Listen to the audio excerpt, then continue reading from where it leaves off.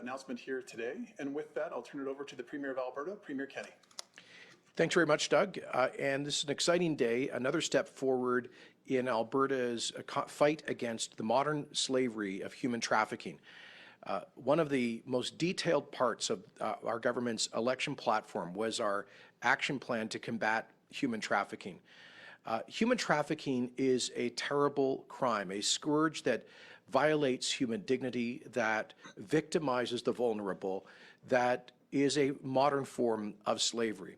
Usually when we think about human trafficking, we conjure in our minds this happening in distant countries where people are trafficked into slavery, particularly sexual slavery and exploitation. But we too infrequently recognize that there is human trafficking in our own country, in our province, in our own communities, and in many of our own neighborhoods. So much of this happens beneath the surface.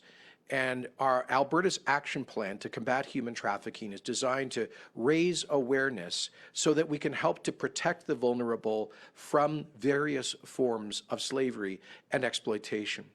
That's why we set out our 9-point action plan in the platform, which is now the policy of the government of Alberta, including adopting the 2002 protocol to prevent, suppress, and punish trafficking in persons, the so-called Palermo Protocol. So we are adopting the official internationally recognized definition of human trafficking.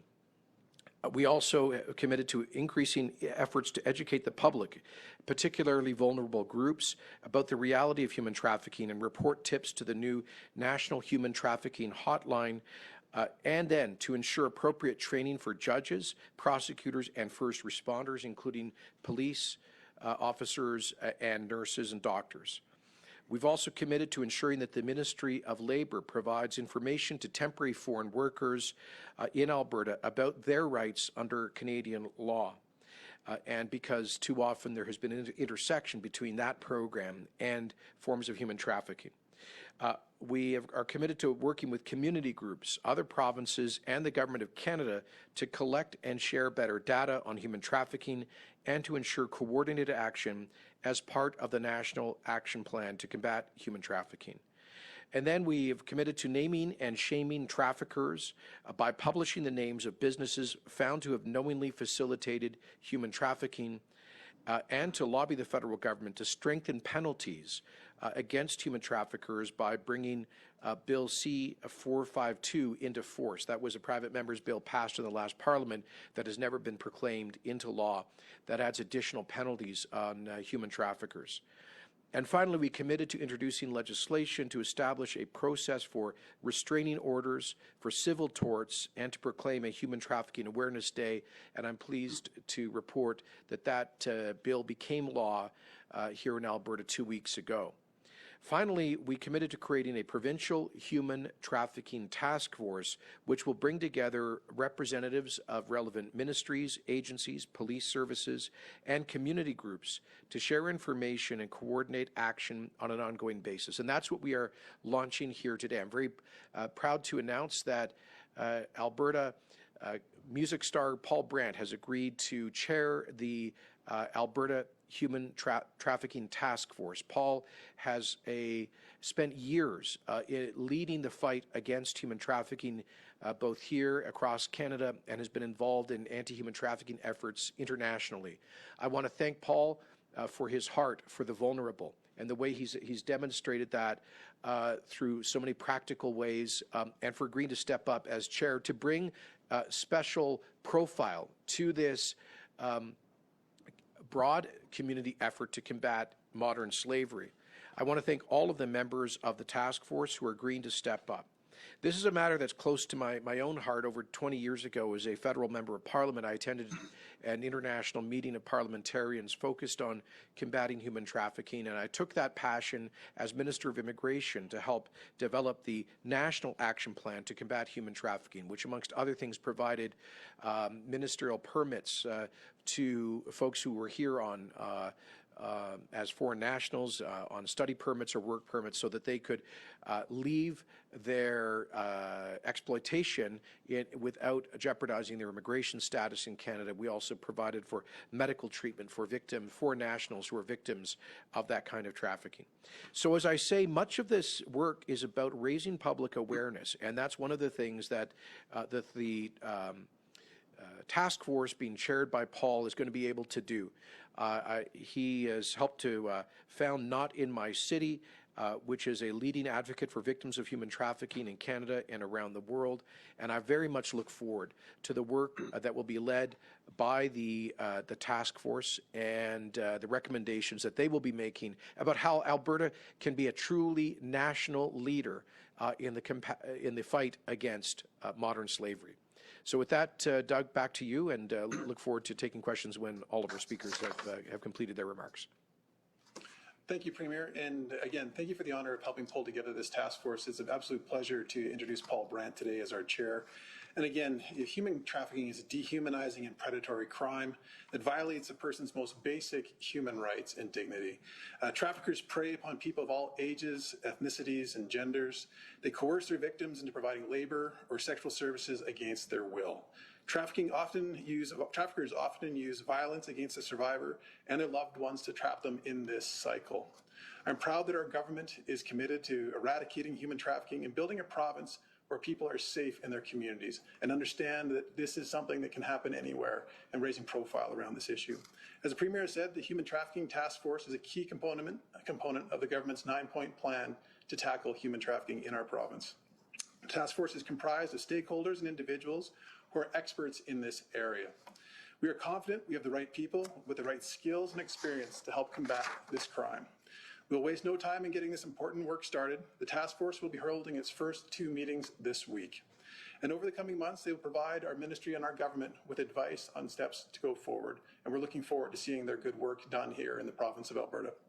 We look forward to working with the task force, and really it is truly my honor and privilege today to introduce our chair, Paul Brandt. Thank you, Premier Kenney, Minister Schweitzer, and special guests. It's an honor to have been asked to serve as chair for the Alberta Human Trafficking Task Force, and I'm pleased to accept this responsibility. The task force will begin its work together tomorrow morning. We have an incredible group of people, incredibly dedicated and accomplished people who will be joining us. Heather Forsyth, former Solicitor General and former Minister of Children's Services. Dale McPhee, Chief of Police, Edmonton Police Services. Jan Fox, Executive Director of REACH Edmonton. Douglas Reddy, Director, Backwoods Energy, and former RCMP Director General. Patricia Vargas, Director of Catholic Social Services. And Tyler White, CEO, Siksika Health Services. But today is about much more than an announcement. The launch of this task force acknowledges and elevates the true value of life of every human trafficking victim. Traffickers measure the worth of another by dollars and cents, without thought or concern for an individual's dignity, safety, or life. Today, we're standing up and saying that we will not tolerate human trafficking in Alberta. We're making a commitment to protect those who have fallen victim or are vulnerable to these crimes. And over the years, I've traveled all over the world, and through my work with humanitarian organizations and groups, I've seen the devastating and horrific effects of human trafficking. I've learned that one way to create a positive outcome for a vulnerable person is to meet that person where they are, publicly acknowledge the person's worth, and commit to a unified, cooperative plan to not allow others to continue to victimize them. It can be as simple as not being a bystander when another person is being hurt. Imagine having your life, livelihood, and sense of worth stolen from you day after day in order for someone else to earn a profit. Human trafficking is an issue without borders, with perpetrators secretly victimizing the lives of others for profits which their victims never see. While this is very hard to imagine, it's even more inconceivable that this happens here in Alberta, but it does. Whether it's taking a stand against sex trafficking or labor trafficking, I believe a cooperative effort is required by law enforcement, government, private sector, and communities to call this out for what it is, and for us to collectively agree to a higher standard of accountability for the safety and protection of human rights in our province. Learning about the atrocities of human trafficking motivated me to do something about it. As a father, a husband, and someone with a voice, doing nothing was simply not an option. I founded Not in My City, an organization committed to disrupting human trafficking by creating awareness, creating a platform for collective action, and mobilizing communities. Through this work, I've had the opportunity to meet with survivors of human trafficking right here in Alberta. I've learned their names and listened to their stories. When we stand up for victims of human trafficking and sexual exploitation, we give them a voice and share their true worth. The youngest victim I met here in Alberta was 7 years old when she was first trafficked. She's Canadian, as are 93% of trafficking victims in Canada. She was trafficked by her own father, forced into a life of abuse and drugs, causing severe physical and emotional damage. Police services have confirmed to me time and again that trafficking and exploitation victims are some of the most traumatized individuals they deal with in their work. And yet, I've seen that there's hope. I've spoken with former trafficking victims who are now assisting others to exit and escape, and watched as their confidence, dignity, and sense of self-worth has been restored. The need is great. The stakes are high, but there is hope if we act now. Human trafficking is a difficult subject, but it's one that we must confront. And indecision is not a viable option. It's never been a part of the character of the spirit of Alberta. Our work starts now, and we're poised to assist anyone who falls victim to trafficking. This task force is an important step to ensure this practice does not gain a foothold in Alberta, and that victims and survivors receive the support and empowerment that they need. I'm looking forward with this outstanding group of individuals to work on this task force. They've all committed to take action, and by signing on, they're helping to reveal the value and potential of every trafficking victim. For fellow Albertans, by supporting our work and message as an ally through social media, and by engaging in this conversation and educating yourself on the issue, you are standing up for trafficking victims as well. You're doing the same. I look forward to continuing to raise awareness as we position Alberta as a place that does not tolerate human trafficking, and not now, not ever. Thank you. Thank you, Paul. I'd like now to introduce Kate Quinn, the Executive Director for the Centre to End All Sexual Exploitation. Good morning, Premier Kenney, Minister Schweitzer, Paul Brandt, colleagues, and all those who are watching. I would like to express my thanks for the 9-point plan and the legislation that was passed 2 weeks ago. I think it's significant it was passed in Sexual Violence Awareness Month. I am glad that we can gather here in Edmonton on Treaty 6 territory, linked with people in Calgary and Treaty 7 in the south and Treaty 8 in the north, sharing the land we call our wonderful province of Alberta. We all have compassion for those who have suffered the impact of human trafficking, whether through sexual exploitation, labor exploitation, or forced organ removal for profit. Our compassion embraces those who are trafficked within our province, across our provincial borders, and into Alberta from other countries. Our compassion embraces persons of all ages, all gender orientations, all heritages, and all Indigenous persons of this land. And compassion requires a commitment to action, as evidenced by the creation of this Human Trafficking Task Force. A task force is instrumental in compelling us to move forward on challenging and complex issues. I am confident the members of this task force understand the exploitation, suffering, and trauma caused by human trafficking. I know they are committed to engaging with and listening to those who have suffered, to stakeholders working with victims and survivors and working hard to educate Albertans, and to law enforcement who understand the coercive and profiteering dynamics of trafficking, organized crime, money laundering, and other elements. We are all keenly aware that we gather during pandemic times. I am sad to say that human trafficking is still very present, along with child abuse, online exploitation, domestic violence, and sexual violence. These terrible threads are all connected when it comes to sex trafficking. As the pandemic began to affect us all in March, CEASE advocates were called upon by law enforcement to help find shelter for 3 young women escaping sex trafficking situations. We were able to do so quickly with the help of community and hotel partners. That intense work identified both gaps and pathways forward. We know more clearly now the resources and the mechanisms needed to create safety and provide support for the long journey of healing.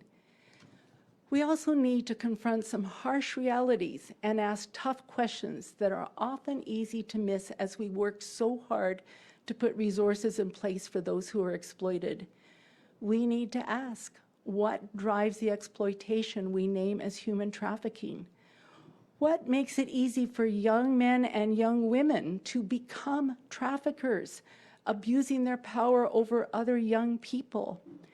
What systems make it easy for international traffickers to see Alberta as currently open for this exploitative type of business? Who are the Albertans creating the demand that entices traffickers to profit from the sale of sexual access to the bodies of children, young people, and women who speak little English? Do those Albertans know the trail of lifelong trauma their actions cause? What are the conditions that cause labor trafficking? And what do we need to know as consumers so that we are not part of the fuel for labor trafficking? Pandemics and task forces prompt us to pause, ask questions, listen, gather evidence, and imagine what we need to change, what no longer serves us as a society, and what we can improve. What policies, programs, and investments are needed to make significant positive impacts on the scourge of human trafficking in our province? I wish our task force members and the staff persons who support you, I wish you courage and strength, for you are touching deeply painful human experiences. I wish you all imagination, perseverance, and boundless energy. Your task will require all these and more, and the best of your wisdom, experience, and expertise. You are leading hopeful work, and we thank you.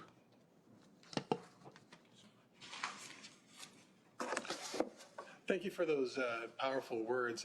That concludes our formal announcement here today.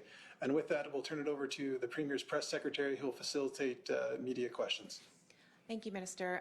Before we get started, I'd like to ask the media on the line to please indicate who you are directing your question to, as we have people in both Edmonton and Calgary. Operator, can you put through the first caller, please?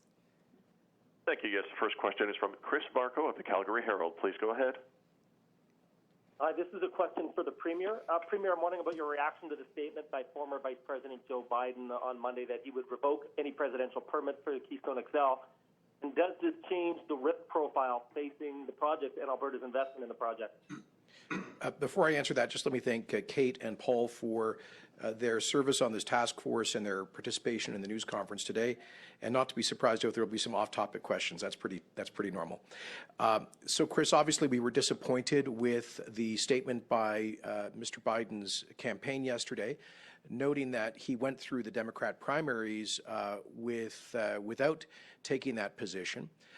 And we hope to be able to work with his campaign and whoever the elected administration is to ensure North American energy independence, economic growth, and job creation. Right now, there are thousands of good blue-collar union members putting the Keystone XL pipe in the ground, both in Canada and the United States, a project that is supported consistently by the majority of Americans in opinion polling, and which is supported by all of the governors and all of the state legislatures along the KXL route through the U.S. It is supported by the building trades union, by the construction unions, by the steel workers, and by other major U.S. unions. I think as we hopefully begin to emerge from this pandemic, the public, both in the United States and Canada, will be increasingly focused on jobs and the economy, and that is why this project needs to proceed. The recent attack on the North American energy industry by the OPEC dictatorships was an effort to undermine North American energy independence, which is important both to our livelihoods, but also to our national security. North America today is energy independent. Keystone XL is a guarantee that it will be in the future. If we don't get that pipeline built, the United States refineries along the Gulf Coast will once again have to be dependent on OPEC oil imports, for heavy oil in particular, from dictatorships like Venezuela. So that's why most Americans understand that the vital economic and national strategic interests of the United States are served by increasing by over 800,000 barrels a day the access to Canadian heavy crude. And so we will continue to work with partners and folks in American leadership on the project. Chris, it was very important for us to make the investment this spring to begin construction to create facts on the ground. I am hopeful that whoever the President of the United States is in February of next year will see substantial progress in the project. Already the border crossing segment between Saskatchewan and Manitoba have been constructed. And here's the point, Chris. If we had not stepped up to de-risk the project, it would not have proceeded this year. But by creating those facts on the ground, we believe it will be, it creates a reality to which any administration will have to respond to next year.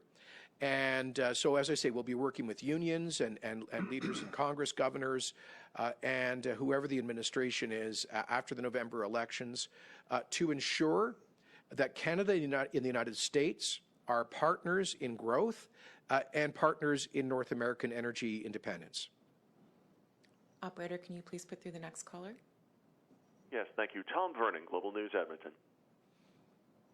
Hi, Premier. Thanks for taking my question. This is on another topic as well. It's on the Sturgeon Refinery. It is now producing, looks like, bitumen. What will that mean for the deal with the Alberta government, and are you confident that this will begin to pay dividends for Albertans? Well, as you know, the Sturgeon Refinery has had a number of delays and cost overruns, which we are monitoring closely. There was an Auditor General's report on it about a year ago, which highlighted a number of the deficiencies. I know that the management has been trying to overcome those challenges, that there have been some modest successes, but we do have a working group within the Alberta government involving the Department of Energy and the Alberta Petroleum Marketing Corporation that is working with the operator and with the partner Canadian Natural Resources Limited to assess the financial and operational status of the upgrader and its prospects for the future. And so I would just say stay tuned, but you know, obviously we are concerned about the cost overruns and the delays. We are always hopeful that that this will get turned around and they will get to full commissioning and production capacity. Operator, can you please put through the next caller? Thank you. Rick Bell, Calgary Sun. Good day. I have a quick question about COVID-19. Premier, what does the province have to see before Calgary gets the final approval for the full Stage 1 reopening? So what is it you have to see? When will businesses find out? Because if businesses have to ramp up, they obviously need a little bit of lead time before next Monday. Agreed. And what is your response to Calgarians who were upset at the decision that was made last week? Sure. Just taking a note of the three questions there, Rick. So first of all, the Emergency Management Cabinet Committee will be meeting with Dr. Hinshaw this coming Friday morning to make a final decision about the next stages in relaunch for Calgary and Brooks. and I commit that we will make that decision public immediately following the meeting. So I hope that by noon by this time on Friday, we will be able to give a solid indication of the pace of relaunch in Calgary and Brooks. In terms of the criteria, Rick, what we'll be looking for, what our public health officials and our chief medical officer will be assessing, is whether there has been any significant increase in community transmission in Calgary, the sources of which they cannot identify, following this long weekend, in particular following the initial relaunch. Because as you know, we did proceed with reopening retail operations in Calgary and Brooks, as well as the rest of the province, and a number of other services. So what our public health people want to see is whether the first stage in the relaxation of public health measures in Calgary and Brooks has led to a significant increase in community spread or not. If they do not see a significant increase in cases that they cannot trace, then I fully expect a green light from the Chief Medical Officer to proceed with the timeline that we outlined last Wednesday. I very much regret that more notice was not given. I'll be honest with you, Rick, I was expecting us to be able to proceed province-wide based on the indications I had received and based on the direction of the data. But Dr. Hinshaw and her team came to us with this advice. And I think, Rick, it was based, I know that it was based in part on their analysis of the impact of initial reopening in other jurisdictions where they had seen, for example, in some places, a spike in infections following a reopening of retail businesses. And so given that Calgary and Brooks have 85% of the active cases across the province, given that there are a number of cases, new cases, the sources of which they cannot identify, the public health folks wanted to be very careful and proceed in stages so they could see the impact of each phase of reopening. And they wanted to see what the impact of opening retail would be. And then in the next phase, sit-down restaurants, and then eventually worship services on the, I believe, on the 1st of June, or the 4th of June, excuse me. So that's the 14 days. So they wanted to be able to measure the impact of each phase in the two communities where there is by far the greatest concern. I would absolutely have preferred to be able to give Calgarians and folks in Brooks more of a heads up. The reality is that we got this advice at the Emergency Management Cabinet Committee on late on Tuesday night. We had to work out the details on Wednesday morning and announce on Wednesday afternoon. So that's why I subsequently met with Dr. Hinshaw and said, look, we've got to make sure that doesn't happen again. If for any reason there's a recommendation from the public health authorities not to proceed, we've got to be able to give people an indication of that with enough lead time to plan. That's absolutely legitimate, and I understand why people are upset. As I've said before, I'm upset that we're into all of this. I'm upset that so many livelihoods and businesses have been so negatively affected. I'm upset that we've had the health impact, that lives have been lost, that so many people's lives have been turned upside down by all of this. But I can't allow emotions or frustration to get in the way of a prudent response based on the data and the best scientific expert advice that we can get. And that's how we've been governing ourselves and will continue to. Operator, can you please... Actually, if you don't mind, Christine, I just wanted to add a little more context because I see a lot of folks on Facebook and elsewhere say that, we've got to stop shutting down the economy. So I just want to put this in perspective. The public health orders that Alberta put in place over the past 2 months suspended the operation of about 15% of businesses. So 85% of Alberta businesses continued to operate, obviously with additional hygiene rules in place, but they were able to continue operating. And I want to thank those businesses for having been so responsible in the way they conducted themselves. Dr. Hinshaw and I this morning met by telephone with the Business Council of Alberta, representing most of the province's major employers, and we thank them for all that they've done to keep their employees and our broader society safe. So, but 85% of businesses were allowed to continue operating under these public health orders, representing 88% of our provincial workforce and representing 96% of our provincial economy.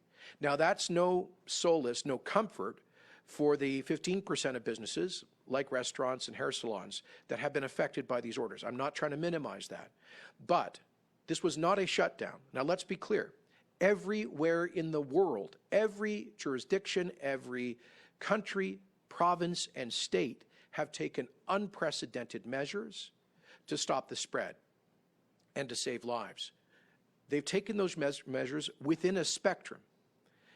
And if Sweden is on one side of the spectrum, by the way, there's a notion out there that Sweden did nothing. In fact, they canceled high school and university classes. They limited public gatherings to 50 people and took a number of other measures. So Sweden has not taken a laissez-faire approach. They took extraordinary measures. You can go all the way to the other end of the spectrum.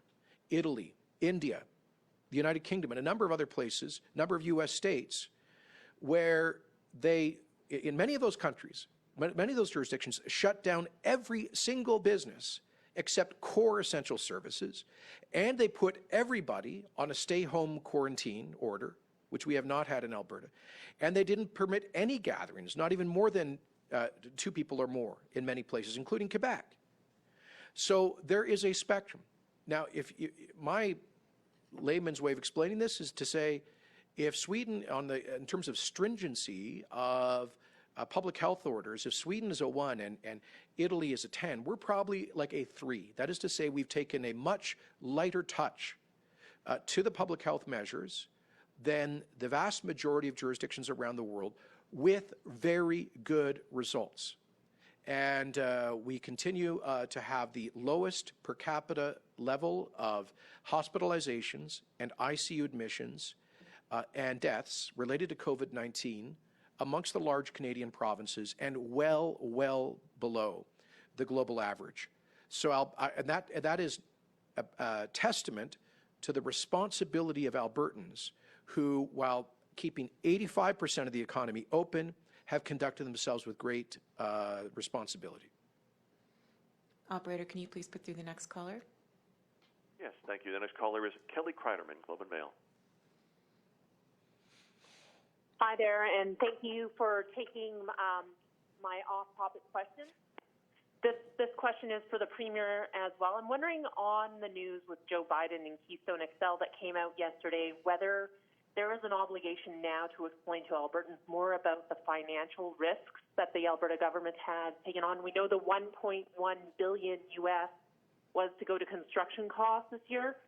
In terms of the loan guarantees, have any of those been put into use, and is that money at risk if the project is canceled early next year by a Democratic president? The answer is no.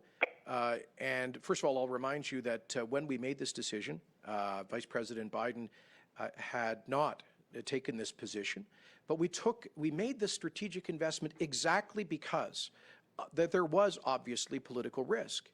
And the markets were not prepared to finance on a conventional basis a project with that kind of risk. Quite frankly, the risk that has existed around every pipeline project in North America over the past several years. So much like the federal government stepped in to de-risk the Trans Mountain project after Kinder Morgan gave up because of political and legal uncertainty, we, as a province, decided that it was in our vital economic interest to step forward and ensure that construction began this year, creating facts on the ground.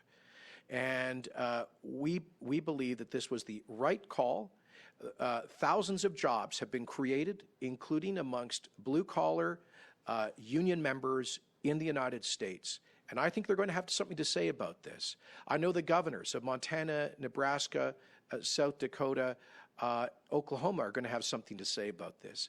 And I believe the majority of American voters will ask that whoever the president is focuses on jobs, growth, and the economy, as well as energy independence following the pandemic. So I believe it was the right call to make. In terms of the loan guarantees, Kelly, those do not get triggered until the 2021 construction season. So those are there to backstop construction next year, following the U.S. election, following the inauguration of the U.S. president in late January. So those $6 billion in loan guarantees are not at risk, and we and the operator, TC Energy, will be able to make an assessment of the state of play in late January of next year. Okay, we have time for 3 more. Operator, can you please put through the next caller? Yes, the next caller is Lauren Gardner, Politico. Please go ahead. Hi, this question is for Premier Kenney. So with respect to the equity stake, if Joe Biden is elected president and he follows through on revoking the permit, will Alberta be able to recoup any of that money from the equity stake? And if the permits were to be revoked, would you consider filing a complaint under NAFTA or through the WTO or some other trade body? Yes and yes.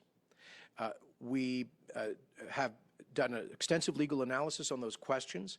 The government of Alberta would do everything within our power to defend our vital economic interests, including our investment, and I'm certain that TC Energy would as well. Let me just say this. We want to work with Vice President Biden's campaign, and should there be a new administration, with that administration in the transition period, to present the facts that have been created on the ground. I can not imagine that a U.S. president 8 months from now, 9 months from now, would require that thousands of miles of pipe be pulled out of the ground by the union workers who are now employed creating that project. So we are creating facts on the ground. But if that were to happen, obviously we would use every legal means at our disposal to protect our fiscal and economic interests. I would have to assume that any U.S. administration values the Canada-U.S. trade relationship so much that they would be sensitive to costs of that nature. But at this point, our focus is on continuing to demonstrate the widespread support that exists in the U.S. For this project that represents jobs, growth, and energy independence.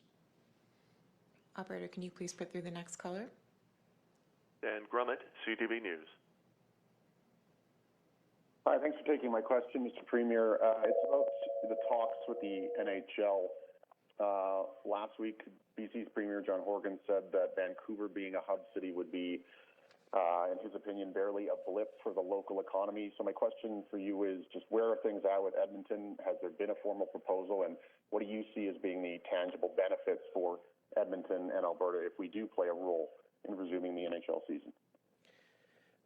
Well, first of all, we continue to work very closely with the Edmonton Oilers franchise on refining Alberta's proposal. We're very keen on attracting the NHL playoffs for the summer shortened season here. And I think we've got a tremendous pitch to make.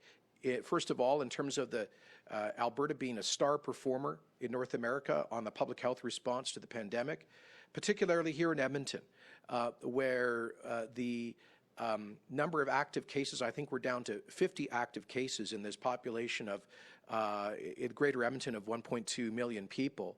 And I think a handful of people in hospital with hundreds of acute care beds that have been set aside for COVID patients, together with the highest per capita testing in North America, if not the world.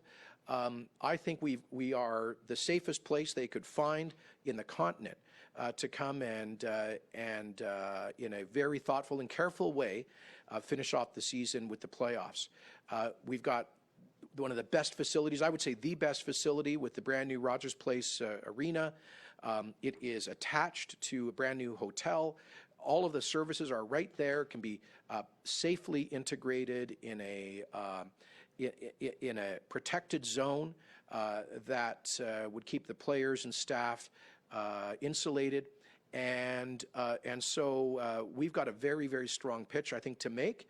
And I look forward to speaking again with Commissioner Bettman, hopefully later this week, about all of that. So really, I mean, but at the end of the day, you know, the beating heart of hockey and the NHL is the Canadian prairies. Can't imagine a better place to come to than the home of the Edmonton Oilers, than this province that has done so much for the sport of hockey and for the NHL for decades. It just makes so much sense. And so we'll be making a significant pitch. And I think it'd be great for Alberta if we can do this safely, working with the NHL to make sure that all the safety protocols are met. It would be great for this province. You know, we're going to need to kickstart our tourism industry as we come out of the pandemic. And I can't imagine a better way than tens of millions of people seeing the NHL playoffs coming out of Edmonton, Alberta. Operator, can you please put through the last caller?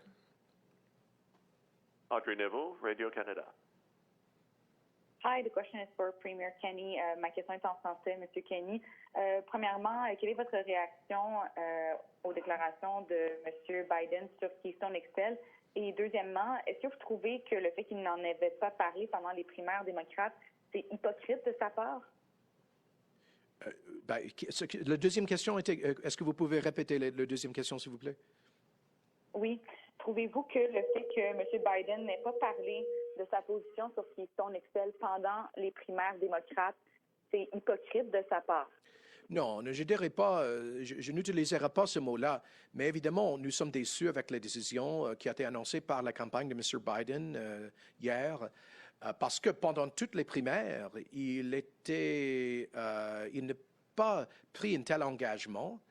Alors, nous espérons que nous pouvons travailler avec sa campagne et s'il est élu avec l'administration prochaine pour expliquer l'importance de ce projet, de cet oléoduc pour les emplois et la croissance économique aux États-Unis. Parce qu'aujourd'hui, à cause de l'investissement de l'Alberta, il y a milliers d'emplois, des gens de col bleu, les membres des syndicats aux États-Unis, qui sont typiquement les supporters du Parti démocrate, qui travaillent dans les boulots sur ce projet actuellement.